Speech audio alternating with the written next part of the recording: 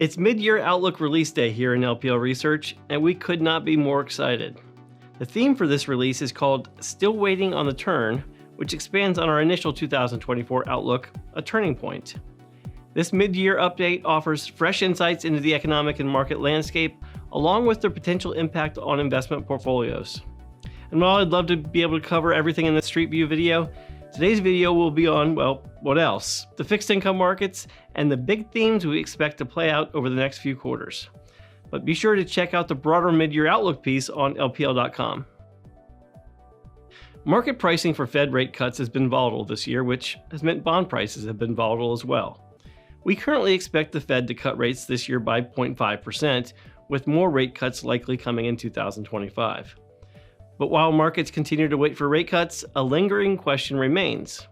How low will the Fed be able to take the Fed funds rate absent a financial crisis?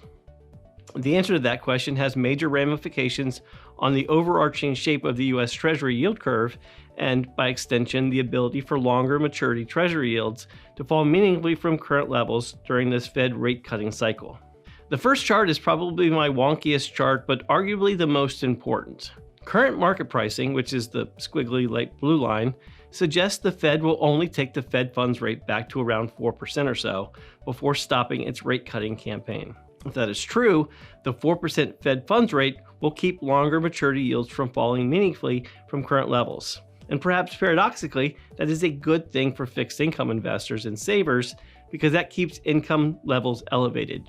And income has been the most important contributor to fixed income total returns.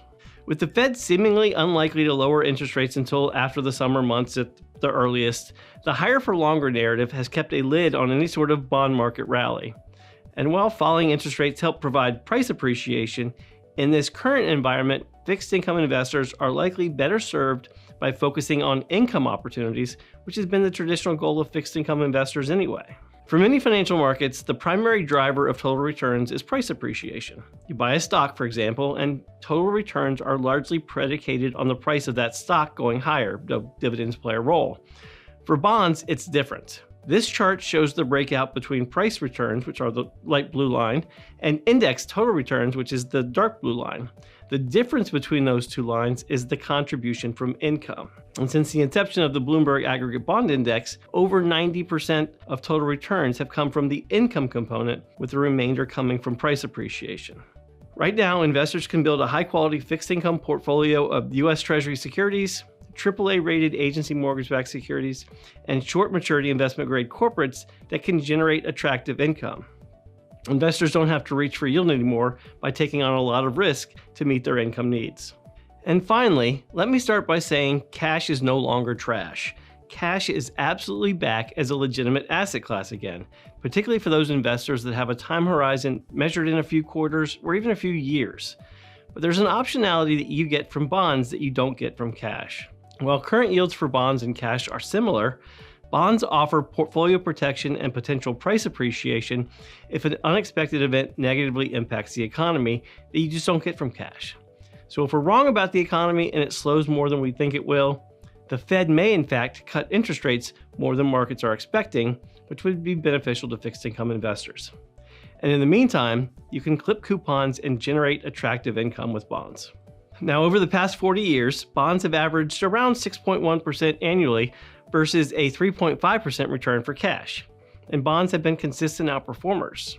So with cash rates likely to fall as the Fed cuts rates, bonds have done a better job than cash at helping investors grow their assets over the long term. While we certainly think cash is a legitimate asset class again, unless investors have short-term income needs, they may be better served by reducing some of their excess cash holdings and by extending the maturity profile of their fixed income portfolio to lock in these higher yields for longer. So the bottom line, the focus for fixed income investors should shift back to the traditional benefit of bonds, which is income.